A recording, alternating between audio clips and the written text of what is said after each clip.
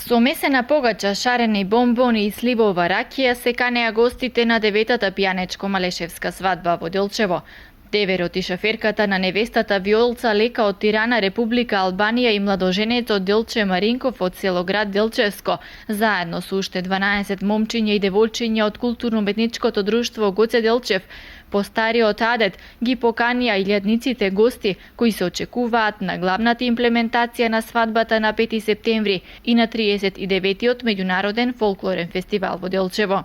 Се одржа семинарот за изучување на свадбарски ора, песни и обичаи и се одржа обуката на младоженецот и невестата за главната церемонија која ќе се одржи на 5 септември, ќе започне во 11 часот на летната сцена во градскиот плоштад во Делчево и ќе трае некаде до 14:30 со големото свадбарско оро и потоа ќе дефилираме до манастирскиот комплекс Света Богородица Балаклија во Делчево, каде ќе биде и стариот автентичен ручек свадбарски. Ќе може да се видат адетите, обичаите, истерување на невестата, стројавање на невестата, кланење пред кумот, доаѓање на сватовите, доаѓање на деверите, водењето на невестата на вода и многу други обичаи.